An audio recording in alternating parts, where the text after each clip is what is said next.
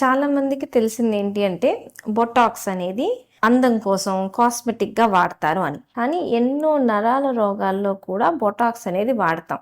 ఎప్పుడైనా ఎక్కడైనా కొంచెం కండ గట్టిపడింది అనుకోండి, ఆ మజిల్ని లూజ్ చేయగలిగింది బొటాక్స్.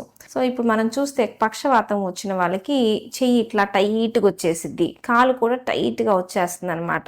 సో అప్పుడు ఫిజియోథెరపీ చేయించాలన్న కష్టం అవుద్ది ఆ టైట్నెస్ మీద. అప్పుడు మనం బొటాక్స్ ఇస్తే ఏ కండ టైట్గా ఉందో ఆ కండకి బొటాక్స్ ఇస్తే లూజ్ అనేది వచ్చింది.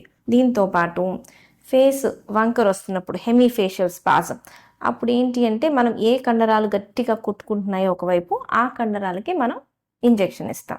ఇది కాకుండా చిన్నపిల్లల్లో సెరిబ్రల్ పాలసీ ఉన్న పిల్లల్లో కాళ్ళు రెండు క్రాస్ అవుతూ ఉంటాయి. అంటే లోపల ఉన్న కండరాలు ఎక్కువ బిగుతుగా ఉండి ఒక కాలు క్రాస్ అవ్వడం వల్ల నడక సరిగ్గా రాదు. సో అప్పుడు ఏంటంటే ఆ లోపల ఉన్న కండరాలకి ఇంజెక్షన్ ఇచ్చి కొంచెం మనం సెట్